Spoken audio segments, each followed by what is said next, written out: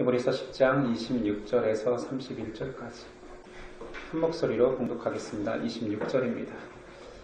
우리가 진리를 아는 지식을 받은 후 짐짓 죄를 범한즉 다시 속죄하는 제사가 없고 오직 무서운 마음으로 심판을 기다리는 것과 대적하는 자를 태울 맹렬한 불만 있느니라. 모세의 법을 폐한 자도 두세 증인으로 말미암아 불쌍히 여김을 받지 못하고 죽었거든 하물며 하나님의 아들을 짓밟고 자기를 거룩하게 한 언약의 피를 부정하는 것으로 여기고 은혜의 성령을 욕되게 하는 자가 당연히 받을 형벌은 얼마나 더 무섭겠느냐. 너희는 생각하라. 원수 갚는 것이 내게 있으니 내가 갚으리라 하시고 또 다시 주께서 그의 백성을 심판하리라 말씀하신 것을 우리가 아노니 살아계신 하나님의 손에 빠져 들어가는 것이 무서울진저. 아멘. 오늘 제목은 배도의 경고입니다. 히브리서는 계속 나누었다시피 위기 속의 권면의 서신입니다. 지금 편지를 받는 수신자들의 상태가 계속 믿음이 흔들리고 약해지고 있기 때문이었습니다. 불안한 그들의 시대에 믿음이 떨어지지 않도록 경고하는 것이 목적이었고 또한 인내를 촉구하는 것이 이 서신서의 목적이었습니다. 그러나 우리가 알아야 할 것은 신앙의 핵심은 하나님께서 하신 일, 지금 역사하고 계신 일, 앞으로 인도하실 일을 바로 아는 것이 먼저요. 그 다음 그 아는 것에 대한 우리의 반응, 찬양하고 순종하고 행함으로 고백하는 것이 그 다음이라는 것입니다. 이 전후 관계가 바뀌면 신앙의 본질이 흐트러지기 쉽습니다. 그래서 신약에 나와 있는 서신서의 거의 대부분이 앞에 하나님이 하신 일이 무엇인지 이론이 나오고 그 일에 대한 성도의 반응이 무엇인지 실천이 나오고 있습니다. 이론이 배제된 사람의 열심 있는 신앙만 남는다라면 사람의 종교가 되기 쉽습니다. 아무리 우리가 귀하고 간절하게 신앙한다 하더라도 사람의 열심이 앞세워지면 그 신앙은 덧붙여지고 미화되어서 종교적이 되기 쉽습니다. 성경은 그래서 주인공이신 하나님이 어떤 일을 했는가를 계속 봄으로 해서 그 하나님이 원하시는 말씀, 계획, 인도하심과 나의 방향성이 맞는지 비교해보는 것이 성경의 중요한 목적입니다. 오늘 말씀은 성도에게 굉장히 민감할 수 있는 배도의 문제를 다룹니다. 배도란 무엇입니까? 자구적인 뜻은 도를 배신한다겠지요. 하나님의 바른 인도와 계획에서 벗어나는 것을 말합니다. 우리는 앞에서 우리의 구원이 하나님의 절대적 은혜 가운데서 베풀어진 것이다. 그런 의미에서 하나님의 계획 가운데 사람이 들어왔다라는 것, 하나님이 그 자리로 앉혔다라는 것은 사람의 의지로 그곳을 벗어날 수 없다라는 것을 전제합니다. 배도는 사실상 불가능하죠. 그럼에도 왜 현상적으로 배도하는 자, 배교하는 자가 존재하느냐? 그것은 진짜였던 자가 가짜로 바뀌는 것이 아니라 진짜라고 착각하던 자들의 변심입니다. 히브리서는 이 배도를 경고함에 있어 배도자를 단순히 비난하기 위해서 쓴 글이 아닙니다. 오히려 배도자는 히브리서를 듣거나 읽을 가능성이 적습니다. 공동체 안에 흔들리는 자들에게 우리가 가진 것, 우리가 알아야 할 진실이 무엇이냐, 이것을 독려하기 위함이었습니다. 이 차원이 더 강조되는 거죠. 그래서 오늘 말씀에도 배도의 경고에 앞서 14절에 구원의 가치가 먼저 나옵니다. 그가 거룩하게 된 자들을 한 번의 제사로 영원히 온전하게 하셨다. 19절 형제들아 우리가 예수의 피를 입으며 성소에 들어갈 담력을 얻었다. 21절 하나님의 집 다스리는 큰 제사장이 계셔서 우리를 인도하고 계신다. 우린 충분히 영광을 가진 자들이 만약 배도한다면 이렇게 나오는 것이에요. 그래서 오늘 말씀 26절 배도의 경고가 나오죠. 우리가 진리를 아는 지식을 받은 후 짐짓 죄를 범한즉 다시 속죄하는 제사가 없고 오직 무서운 마음으로 심판을 기다리는 것과 대적하는 자를 태울 맹렬한 불만 있느니라. 사실 히브리서 오늘 배도의 장면은 처음이 아닙니다. 히브리서 6장에서도 등장했었지요. 6장 첫 번째 배도의 경고의 내용은 이렇습니다. 6장 1절이에요. 그러므로 우리가 그리스도의 도에 초벌을 버리고 죽은 행실을 회개함과 하나님께 대한 신앙과 세례와 안수와 죽은 자의 부활과 영원한 심판에 관한 교훈의 털을 다시 닦지 말고 완전한 대로 나아갈지라. 하나님께서 허락하시면 우리가 이것을 하리라. 동일합니다. 성도의 특권 가진 것들을 먼저 언급한 후에 한번 빛을 받고 하늘의 은사를 맛보고 성령에 참여한 바 되고 하나님의 선한 말씀과 내세의 능력을 맛보고도 타락한 자들은 다시 새롭게 하여 회개할 수 없나니 이는 그들이 하나님의 아들을 다시 십자가에 못 박아 드러내놓고 욕되게 함이라. 동일한 방식이지요. 성도가 된다라는 것은 1차적으로 신분이 바뀐 것입니다. 죄인에서 의롭다함을 받은 자, 칭의 받은 존재로 바뀐 것이요. 신분이 변화되는 그 시점에 나타나는 사람의 상태는 환희입니다. 놀라운 기쁨이지요. 왜 그러냐면 내가 완전히 다른 사람이 되는 거거든요. 완전히 다른 신분이 되는 거거든요. 종, 노예가 자유자가 되는 것입니다. 이때는 누가 뭐라 하지 않아도 기뻐 뛰며 그 기쁨을 주체하지 못해 자랑하고 다닙니다. 가만히 두어도 흔들리거나 배교할 일이 결코 없습니다. 그때에는 혹 이 거듭남을 맛본 자들은 지금 죽어도 죽을 수 있을 것처럼 신앙생활을 합니다. 그렇지 않나요? 특정인을 거론하기보다 성경의 사람들을 보아도 비슷합니다. 이스라엘 백성이 노예였죠. 애굽의 종이었죠. 그들이 자유함을 얻었을 때 홍해바다를 건너고 나서 한 일은 출애굽기 15장 전체를 하나님을 찬양하며 노래하며 기뻐하는 내용입니다. 신분이 바뀌었을 때는 그들이 자발적으로 하나님을 노래하고 기뻐하고 찬양합니다. 그 내용이 1절부터 21절까지인데 바로 다음 22절이 마라의 쓴물 원망이 나옵니다. 아니, 떨어진 것도 아니고 바로 다음 절. 그리고 그 15장 끝나고 16장에는 출애굽한 지 한 달 만에 애굽으로 돌아가자라는 원망이 넘쳐납니다. 질문 한번 해볼까요? 이스라엘 백성이 수준이 낮고 유치했기 때문에 이런 모습을 보인 걸까요? 그들의 기쁨은 가짜였습니까? 성도에게 신분이 바뀌는 구원의 감격이 있습니다. 그러나 그 상태만으로 평생을 살 수는 없습니다. 이는 하나님께서 그를 종된 자리에서 자유자로 하나님의 백성으로 바꾸어 주셨지만 여전히 성도가 살아가는 곳은 천국이 아니라 공중권세에 잡은 마귀가 활동하는 죄가 가득한 이 땅이기 때문입니다. 그럼 하나님은 자신의 백성을 하나하나 그때마다 건져 올려 에녹처럼 자신의 나라로 들림받게 하지 않고 왜 이 땅에 두십니까? 이유가 있는 거지요. 네 신분이 변화되었으니 변화된 신분으로 한번 순종해 보라라는 시기입니다. 신분 변화는 충성, 변화를 요구합니다. 신분 변화가 신학적으로 칭의라면 이 충성의 변화는 성화입니다. 칭의받은 모든 신분 변한 자들은 하나님께서 이 땅 가운데서 성화, 거룩함으로 나아가기를 요구하십니다. 첫 감격은 계속될 수 없습니다.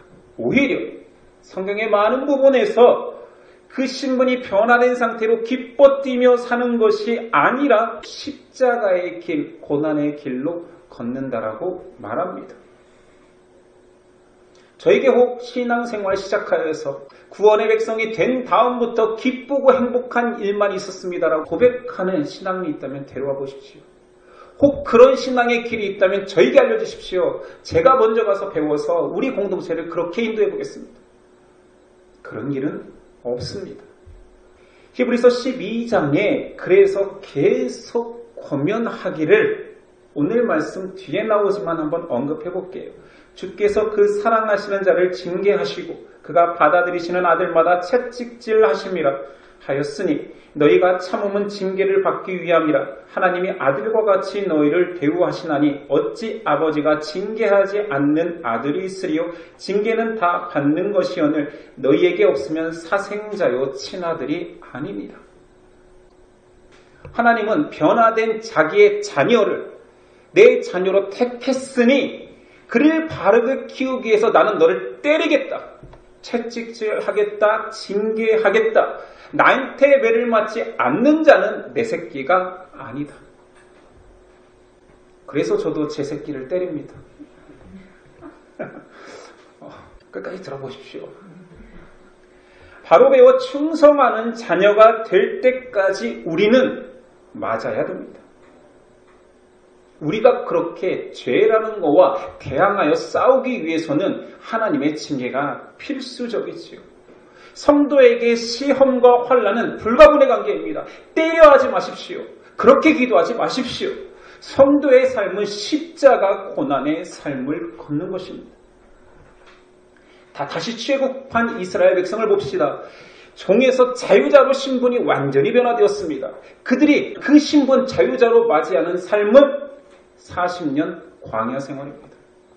아니 자유자인데 이제 해방을 얻었는데 누려야죠. 아니요. 바로 40년 광야 생활. 그래서 그들은 이렇게 원망합니다. 출애굽기 16장 3절. 우리가 애굽 땅에서 고기 가마 곁에 앉아있던 때와 떡을 배불리 먹던 때에 여호와의 손에 죽었더라면 좋았을 것을. 이게 하나님의 백성의 고백이라니까요. 차라리 날 죽이지. 그 따뜻한 곳에서 고기 먹던 때가 그립다. 자, 광야 40년 이후에는 그러면 누림입니까? 약속의 땅 가나안이 그냥 허락되어 있었습니까? 아닙니다. 광야 40년보다 더 무서운 전쟁 상황으로 들어갑니다. 민수기에 그들이 다시 고백합니다. 15장 5절. 우리가 애굽에 있을 때에는 값없이 생선과 오이와 참외와 부추와 파와 마늘을 먹은 것이 생각나거늘 종이었던 때가 좋다. 애굽으로 돌아가자. 바른 신앙의 길은 내가 생각하는 사람이 기대하는 좋은 길, 만족스러운 길과 다릅니다. 많은 신앙인들이 신앙생활하면서 좋은 게 좋은 거 아닙니까? 세상의 가치가 다 나쁘지는 않지 않나요? 교회 안에서 누려져야 되는 거 아닙니까? 라고 말할 때 바울도 그들에게 말합니다. 갈라디아서 1장 10절. 이제 내가 사람들에게 좋게 하랴 하나님께 좋게 하랴. 사람들에게 기쁨을 구하랴. 내가 지금까지 사람들의 기쁨을 구하였다면 그리스도의 종이 아니니라. 갈라디아 교인들도 고난 중에 있었습니다. 하나님은 애매한 고난을 주시는 분이 결코 아니시겠죠. 이스라엘 백성에게 40년 광야 생활 또한 그것보다 더 무서운 전쟁 상황으로 넣은 것은 너의 신분은 변화되었다. 너는 내 것이다. 전쟁은 나에게 속했다. 네 육신과 네 삶이 고단할지라도 내가 가라는 길로 가보아라. 순종 연습입니다. 하나님의 계획은 철저하거든요. 다시 말합니다. 성도가 신앙인의 삶을 사는 것은 첫 감격의 기쁨만을 가지고 있는 것이 아닙니다.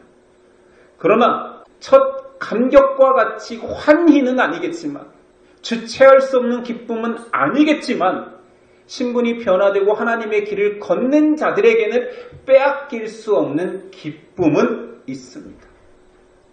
본질에 가까운 것은 다 그렇습니다. 남녀의 사랑, 처음에 그 감격적인, 감각적인 환희와 같은 그 사랑만을 추구합니까? 아니지요. 그것은 사라지는 것 같을 수도 있지요. 그러나 더 무르익은 아름다운 사랑을 경험합니다. 자녀가 태어나서 부모가 처음 그 자녀를 대면했을 때 그 환희와 감격과 같은 삶이 인생의 전부일까요?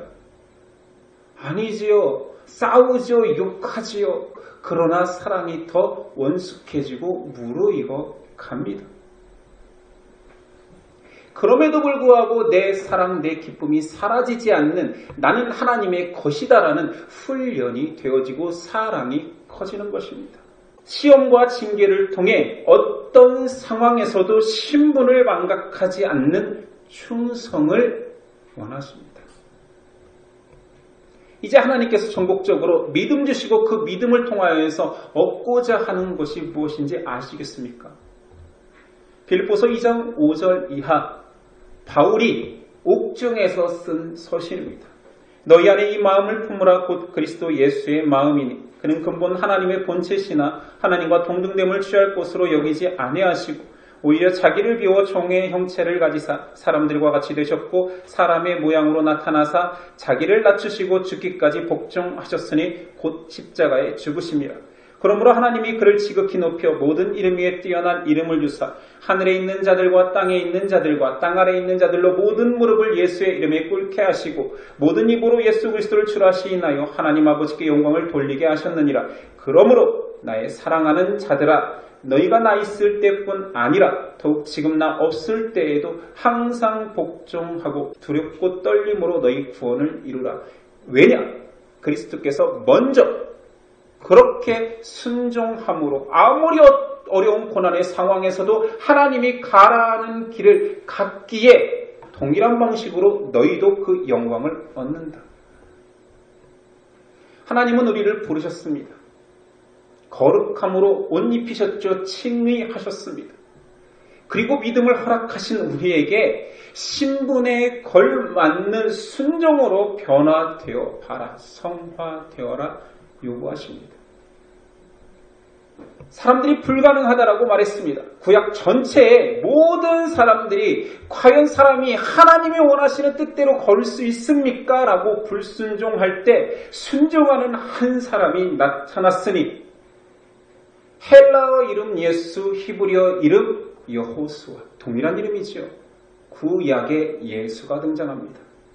목이 굳은 백성들 가운데 모두 불순종하고 하나님을 떠나 애굽으로 다시 돌아가자고 할 때 호련히 나타난 한 사람 예수라는 이름의 여호수아가 외칩니다. 여호수아 24장 15절 만일 여호와를 섬기는 것이 너에게 좋지 않게 보이거든 너희 조상들이 강 저쪽에서 섬기던 신이든지 또는 너희가 거주하던 땅에 있는 아모리 족속의 신들이든지 너희가 섬길 자를 오늘 택하라. 나와 내 집은 여호와를 섬기겠노라. 이게 신앙입니다. 100이면 99사람이 왜 신앙이 이따위야 이 모양이야 할 때 왜 어떤 모양인데 왜 이게 힘들다라고 써 있었잖아. 그러나 순종하는 한 사람에 의해서 신앙이 믿음이 이렇게 완성되는 것처럼 여호수아도 구약의 예수 그리스도의 표본이었죠. 너희가 불순종이 너무 당연할 때 순종이 당연한 한 사람이 나타날 것이다. 구약에도 예수라는 이름으로 나타났고 신약에도 하나님의 아들 예수 그리스도께서 오셨습니다. 선택받은 백성에게 하나님께서 요구하시는 것은 말씀의 순종, 충성입니다. 구약에 예수가 있고 신약에 예수가 한 그 순종의 본을 따르라 합니다. 오늘 히브리서 배도의 경고는 배도하는 자들에게 경고하는 것이 아닙니다. 1세대로서 예수님을 대면하였던 자들이 아니라 언어로서만 접하였던 간증으로만 들어왔던 그러나 그 꿈과 소망을 가진 자들을 위로하기 위한 거였습니다. 포기하지 마라. 너희가 포기하는 것 그것이 얼마나 큰 건지 아느냐. 그리고 이 상황이 당연하다. 이 상황 속에서 순종을 연습하라는 메시지입니다. 배교는 하나님이 작아져서나 하나님의 계획이 축소되어서 사람들에게 부인되는 것이 아닙니다. 결코 그렇지 않지요. 하나님의 뜻과 계획은 항상 그 자리에 너무나 크게 우주보다 강력하게 존재하나 사람들이 그 계획을 인정하지 않고 축소시키는 것입니다. 진리는 분명한 기준을 가지고 있습니다. 28절이야. 모세의 법을 폐한 자도 두세 증인으로 말미암아 불쌍히 여김을 받지 못하고 죽었거든. 하물며 하나님의 아들을 짓밟고 자기를 거룩하게 한 언약의 피를 부정한 것으로 여기고 은혜의 성령을 욕되게 하는 자가 당연히 받을 형벌은 얼마나 무섭겠느냐 너희는 생각하라. 이 표현이 들어간 이유는 자 너희가 그리스도를 부인하는 거 그것은 네 마음대로 취사 선택하는 저게 더 별로이고 이게 더 귀해 보이지 선택한 것 같지?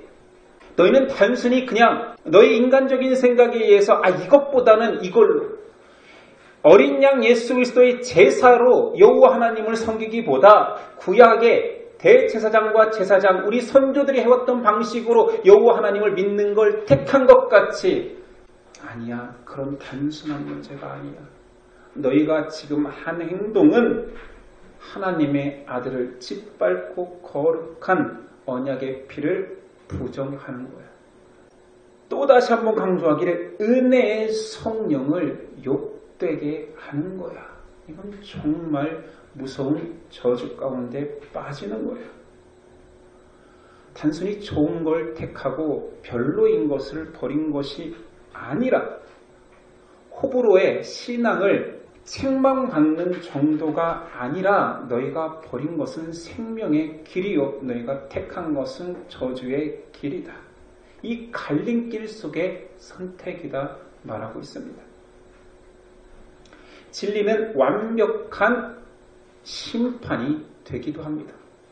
우리는 하나님의 아들 예수 그리스도께서 오신 것을 우리를 구원하기 위해 오셨다. 이건 택한 자들, 택자들을 위해서는 그게 맞지만 유기된 자들에게는 완벽한 심판의 기준이 되기 위해서 오신 것도 맞습니다. 그리스도의 오심은 구원을 위해 오셨지만 그리스도의 오심은 심판을 위해 오신 것도 맞다라는 말입니다. 예수님이 하신 비유 중에 포도원 비유가 있지요. 포도원을 종들에게 관리를 맡깁니다. 주인은 타국에 떠났지요. 추수할 때가 되어서 종들을 보냅니다. 두 사람의 종을 보냈는데 때리고 죽여버립니다. 오해했나? 왜 그랬을까? 다시 종들을 보냈으나 또 때리고 죽였습니다. 주인이 어떻게 했죠? 내 아들을 보내면 존대하리라. 죽였습니다. 완벽한 구원은 완벽한 심판을 전제합니다. 그리스도의 십자가가 부인된다라는 것은 더 이상 다른 희망이나 복음은 없다라는 것도 선언하는 것입니다. 누가 상습자를 죽였습니까? 누가 독생자를 죽였습니까? 성난 군중이 죽였습니까? 못 박은 로마 병정이 죽였습니까? 독생자를 죽인 자는 포도원, 은혜를 허락받은 자들이 선택받았다라고 특권이 가득한 자들이 죽인 것입니다. 그들도 처음에는 자기에게 허락된 포도원을 기뻐 뛰며 즐거워했을 것입니다. 종으로 살다가 중간관리자처럼 나에게도 포도원이라는 것이 허락되었구나 그 기쁨을 누렸을 것입니다. 그리고 그들에게 싹튼 것은 교만으로 이 포도원을 내가 가지면 진짜 주인이 된다라는 착각을 하는 거지.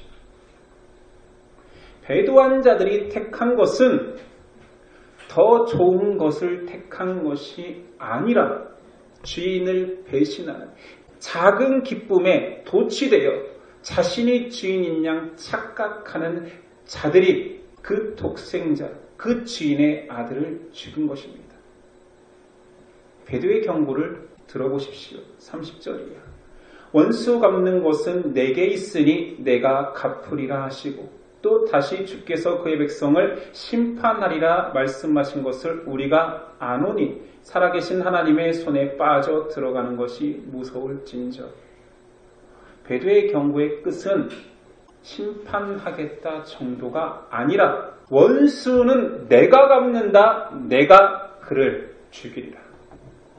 하나님의 선언입니다. 기독교는 사랑의 종교이지요. 사랑의 종교에서 이게 무슨 막말입니까? 이렇게 무서운 심판과 저주를 해도 됩니까? 라고 말한다라면 여러분 사랑을 아십니까? 사랑의 종교라고 말하는 그 사랑은 아시고 사랑을 이야기하는 건가요? 성경은 말합니다. 사랑은 여기 있으니 하나님만 사랑이라. 요한 1서 내용이잖아요. 사랑이 여기 있다. 저기 있다 말하지 마라. 너희에게 있다 말하지 마라. 사람에게 있다 말하지 마라. 사랑은 여기 있으니 하나님만 사랑이라. 하나님이 규정한 거, 하나님이 하라는 방식대로 하는 것이 사랑입니다. 하나님께 순종하는 것이 사람이 할 수 있는 가장 큰 사랑입니다. 히브리서 주제는 너희에게 존재하는 모든 좋은 거, 이 땅에 존재하고 너희가 살고 싶어하고 택하고 싶은 그 모든 것들은 다 그림자야. 실체가 있다. 하늘의 하나님의 실체의 그림자일 뿐이다. 그 실체가 나타났다. 그 실체를 쥐는 것이 축복이요. 그 실체를 따라가는 것이 은혜요. 그 실체에게 인정받는 것이 사랑이다라고 말하는 거지요. 저는 제가 사랑이 많은 사람인 줄 알았습니다. 자녀를 낳기 전까지는 진심입니다. 자녀를 낳기 전까지는 제가 알고 있는 사랑이라는 것은 교양 또는 괜찮은 됨됨이, 도덕성 이런 것들이 더 성장해서 나타나는 사랑이었죠. 자녀를 낳고 나서 사랑을 알았으니 그 사랑은 기준이 있는 사랑이었습니다. 이게 사랑이라는 것이구나. 이 기준에 부합하지 않으면 아무리 이쁘고 쪽쪽 빨고 뽀뽀만 하고 싶은 애라도 체벌해야 된다는 걸 안 거지요. 무조건 용납하는 것이 사랑이 아니라 바른 것이 여기 있으니 이 바른 사랑을 위해서 내 정서가 힘들고 내 삶이 힘들어질지라도 그 어려운 길, 하나님이 하신 길이라면 하나님의 바름을 위하여서 충성을 위하여서 그들에게 시련과 고난을 준다라면 그 길을 가는 것이 충성이요. 하나님이 사랑하라는 방식으로 사랑하는 것이 사랑이다, 이것만 사랑이다라고 한다라면 해보는 것. 진리는 기준이 분명하다라는 것을 안 다음에야 저는 사랑을 논할 수 있는 사람이 되었습니다. 히브리서 베드로의 경고는 이런 것입니다. 먼저 계획과 사랑을 알아라. 그 사랑의 정확한 기준, 계획의 정확한 기준을 알아라. 안다면 거기에 맞춰지지 않는, 하나님의 뜻에 맞춰지지 않는 그 모든 것들은 훈련하고 순종하여 쳐내라. 좋은 게 아니다. 하나님이 맞다라는 것이 정답이다. 베드로는 하나님의 완벽한 선택 속에 들어온 자가 그 자리를 떠나버린 것이 아닙니다. 박탈당할 수 없습니다. 포도원을 허락받은 자들은 자신이 선택받은 자라고 착각하는 것뿐이에요. 자, 포도원을 만들었고 너는 여기에 주인이다, 상속자다, 내가 너에게 유언으로 모든 걸 주겠다 하지 않았습니다. 작은 기쁨 앞에 구원의 영원한 기쁨을 팔아버린 거지요. 베드로가 무엇입니까? 하나님의 절대 은혜 속에서 그것이 부인되어져서 바깥으로 튀어나온 것이 아니라 작은 은혜 속에, 내가 생각하는 은혜 속에 그 하나님과 함께 걸을 마음이 없는 자들이 작은 욕심에 또는 작은 위로에 자신이 걸어갈 길을 포기한 것이 베드로입니다. 상속자인 것처럼 착각한 것이요. 구원의 하나님의 백성이니 나는 어떻게 살아도 된다라고 착각한 것이요. 자신들을 변호할 것입니다. 나는 몰랐다. 그렇게 심각한 것인 건지 몰랐다. 난 내 행위가 배도인지 몰랐다라고 말하겠지요. 히브리서는 말합니다. 절대 그럴 수 없다. 네가 지금 택한 다시 유대교로 돌아가는 길은 너를 위해 피 흘린 그리스도의 피를 부인하며 십자가를 못 박고 조롱하는 것이다. 성령을 모독한 것이다. 그리스도는 정확한 기준이 됩니다. 그리스도께서 중간에 서 계시면 구원받는 자와 심판받는 자는 완벽히 구분됩니다. 그리스도의 길을 부인하면서 구원으로 향하는 길은 없으며 그리스도의 십자가 고난 속에서 심판받는 길도 없습니다. 성도의 위로, 기쁨의 환희는 무엇입니까? 이게 우리에게 중요하잖아요. 우리 신앙생활을 해나가야 되는데 우리에게 기쁨과 환희는 무엇입니까? 여러분은 무엇이 기쁩니까? 여러분은 신앙생활하면서 어떤 기쁨을 찾고 계십니까? 성도에게 기쁨은 그분이 내가 자신의 것이기에 걸어갈 길을 제시하는 기쁨입니다. 그 길을 걸어감에 있어 가시밭길이고 풍파가 몰아쳐도 이 길을 가라고 명령하신 분이 하나님이시니 이 길은 십자가의 길로 고난이 있어도 그럴 수밖에 없다, 아플 수밖에 없다, 힘들 수밖에 없다라고 해주신 분이 계시니 그냥 걷는 것입니다. 이것이 굉장히 독특한 성도의 기쁨입니다. 우리가 알던 기쁨하고 많이 다르지요. 우리의 기쁨은 뭔가 얻은 것, 뭔가 누리는 것, 육감적인 것이 기쁨인 줄 알았는데 성도의 기쁨은 근본적인 내 변화와 그리고 내 삶 가운데 하나님이 가라는 길을 가는 나를 바라보는 기쁨입니다. 성도의 위로는 무엇입니까? 아이러니하게도 심판이 있다입니다.